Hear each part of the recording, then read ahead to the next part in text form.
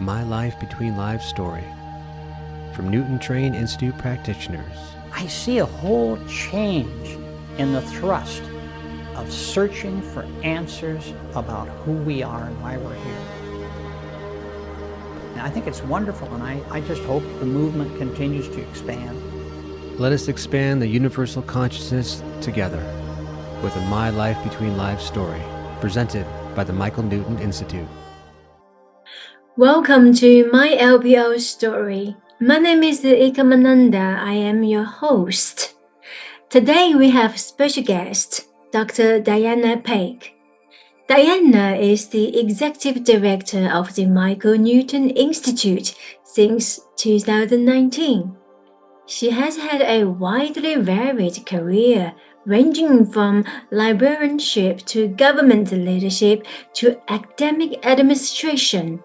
And currently, she is in private practice as a hypnotherapist, Reiki master, and a regressionist.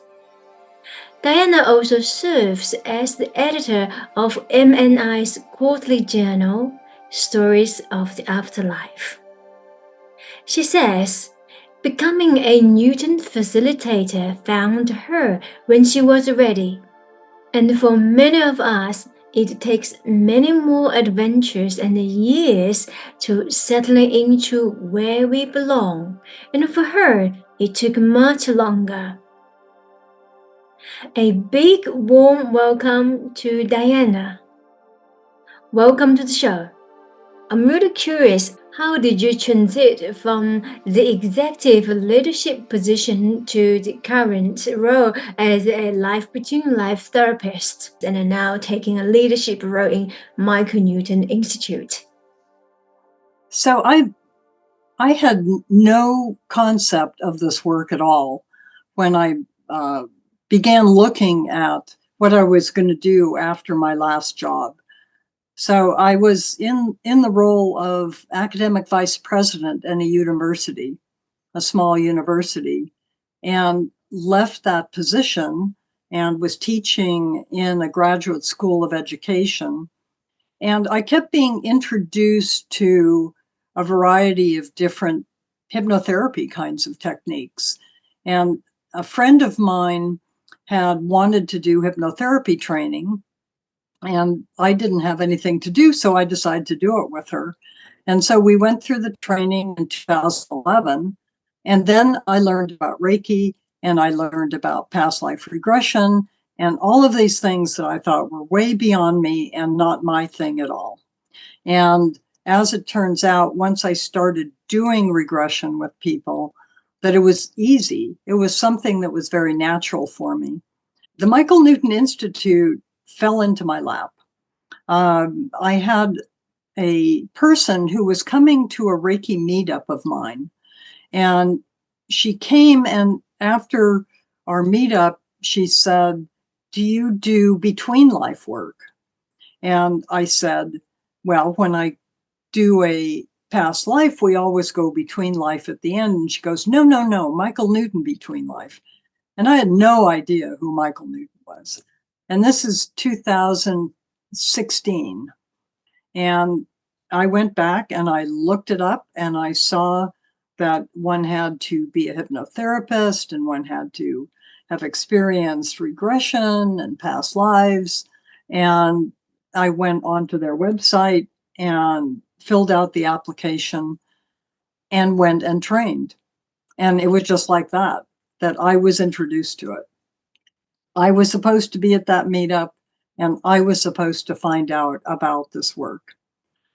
And in 2018, a call went out for several positions in the leadership of the Newton Institute. And one of them was the executive director. At that point, they were asking for a video that you had to submit with your application. And I go, I'm not doing a video. I'm not going to do that. And so this was in the fall. And then again, it opened again. And I'm thinking to myself, there's a reason why it's open, and there's a reason why you're noticing it. And I think you ought to check it out. And so I did. I contacted Paul, who I had trained with, and said, tell me about this. And he said, oh, you have to talk to Pete. Pete's the one who's handling this. And so I got in touch with Pete and talked to him. And then he introduced me to Judith. And I went through the interview, and that was it. And they chose me over several candidates. And I think the thing for me that is so synchronous that comes together is this is work that makes so much sense to me in doing the work of the soul, in helping people connect to who they really are. And when the opportunity to be executive director came along, it also matched my skills because I have a doctorate in public administration and I have run organizations. And so it was like the things that I'd trained for in my analytical self came together with the things I was engaging in my intuitive self, and they came together as one for the Newton Institute. And I don't think one can plan that. I think that is supposed to happen. And so I've been the executive director since spring of 2019. Beautiful. How did this work change your outlook of life or change you? Doing this work has changed me a lot because it introduced me to who I am, not the manifestation that's Diana, but who I am as a soul. The first time I went on a journey and actually experienced what my soul felt like, it was mind-blowing to realize I'm so much more than just me in this lifetime struggling with the things of this lifetime. And that was something that was really new. I'd been working as a therapist and finding that people get stuck in the same ruts because we're dealing with what is in this lifetime, in this manifestation of who we are. And we get stuck in the things that hurt and the things that are too complicated and the things that scare us and worry us. And when one is able to move onto a soul plane, it's like being in your life and seeing a group of trees in front of you. And then you go up on a ridge and you can see that it's actually a forest, or you can see that it's 5 trees. But it gives you a completely different perspective of yourself and who you are and what it is that you are encountering. And to have that shift in perspective can give people hope, that it opens up a whole new understanding of yourself. And I found for me that I have to do the work first so that I really understand what it feels like to have experienced what I'm hoping my clients are going to feel. If you haven't experienced it yourself, how do you know what they're experiencing? And I think that's an important part of this journey, is to do my own work so that I am open and have available to me those resources and understand what it feels like to be in a soul state. Today, I was working with a young woman who is struggling in her life and has all of these problems in her life. And she was in a life that was very focused and she was a judge. So she was trying to take care of people's lives. And when she died and went into spirit, for the first time, she felt that incredible, intense peace and love surrounding her. And it's what she's been seeking in meditation. It's what she's been seeking to know that she is. And she connected with that. I find that such a gift to be able to support people connecting to that, because I know what it feels like to connect to that for the first time. And words can't describe it. I mean, you know this, the words can't describe it. So Yes, I mean, to me, it's a gift, absolute honor to be able to do this work and guiding people who come to us. And you mentioned that we need to do this work first. And what sort of work that we need to do to the self that allow us to become a better guide or therapist? Would you like to talk a little bit about your, inner work? I think I started doing inner work a long time ago and went through a variety of different kinds of therapies. And in around 2010 or 11, I began to see, I'd been married since 1990, and I was feeling that this marriage was falling apart, and I didn't have the courage to leave it. And so I began to do this training and found that I had everything I needed to move off in a direction that supported me and go through a really difficult transition. And for me, it was making the choice that I mattered. And I didn't matter in relation to anyone else. I mattered in relation to me and who I am. It wasn't about me in partnership with somebody. It was about me taking care of me and trusting me. And that began to open up my greater understanding of how, when we work with ourselves, how we begin to develop skills in the intuitive self. When we study and go to school, we train our analytical selves. We train that part of our minds. That's what we learn how to do. Where do we ever learn to train ourselves intuitively? Where do we ever learn to trust that part of us? And I think it's in doing our own work that we are able to open those parts of us that we first want to explore, but then begin to trust what we get from it. When I started doing hypnotherapy, what I learned was that I don't see when I'm in deep trance. I feel. I'm very kinesthetic, so I'm very feeling, I'm very sensing. I don't see. And so when I was learning different kinds of hypnotherapy, it was very, very frustrating to me to have people using visual language, like, you can see this, or this is here and you can see it. It's like, no, I can't. And I went through so many trainings where people just use visual language. And I was so frustrated, and I would sit there through the training and the teacher would ask, well, how was that? And my hand would shoot up and say, it was useless because you used only visual language and I'm not visual in trance. And that taught me about different ways of knowing and how I had to learn how I knew and to support others as they began to explore beyond human knowing. How do you know? What is your intuition? How do you receive it? Is it verbal? Is it sensory? Is it felt? Is it seen?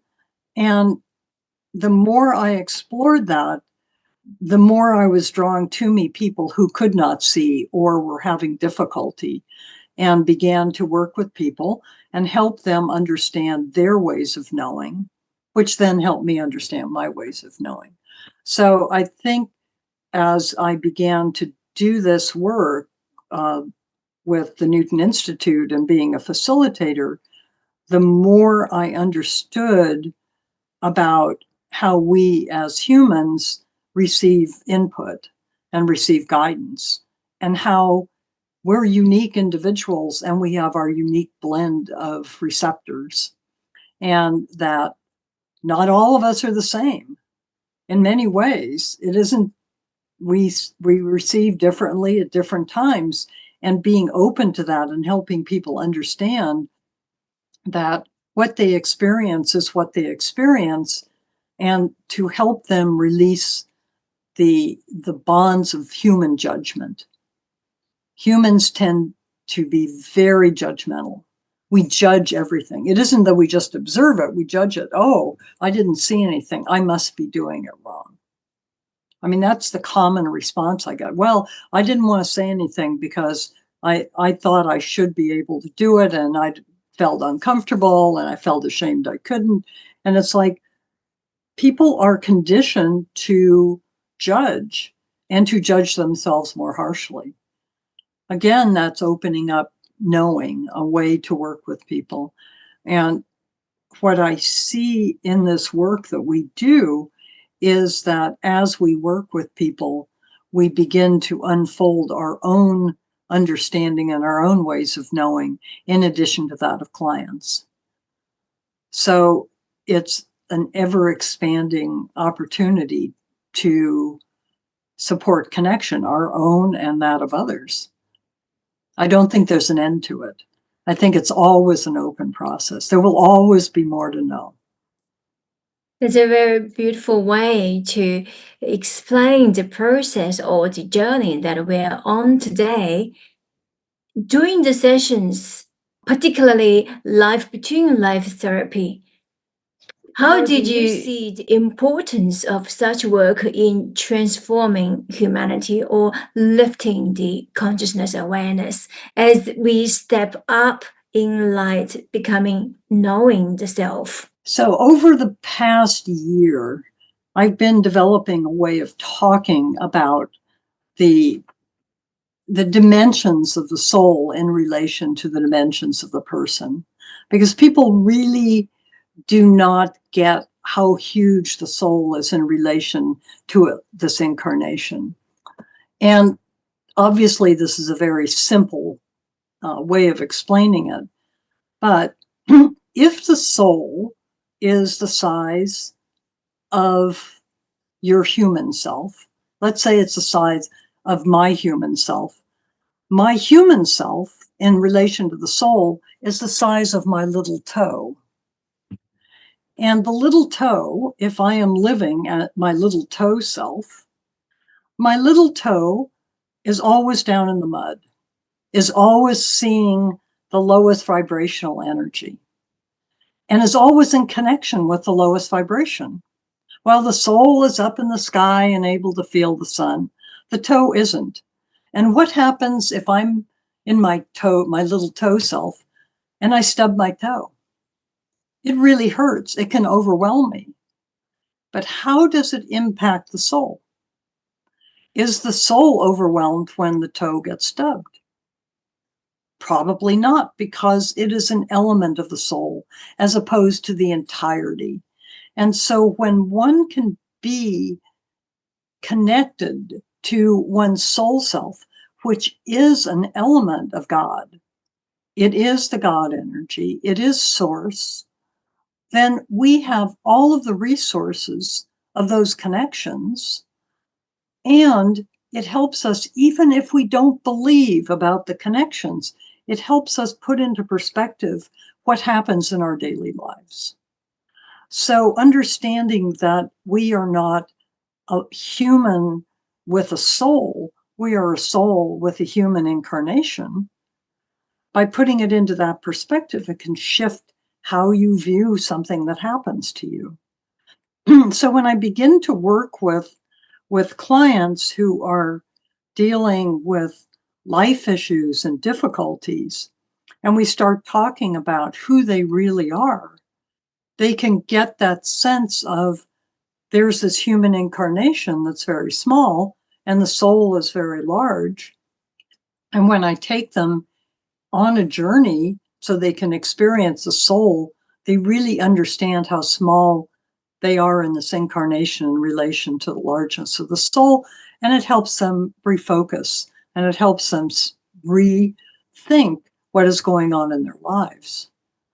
Recently, I had a young woman who is working in a job that she hates. She doesn't get along with the people. And she had a situation where someone who was her boss was moving her into another unit that she didn't like, and she didn't belong there. And she was going to have to train someone who was going to be her supervisor to do the same work. And in the past, that would have made her really angry and really upset and really fight back.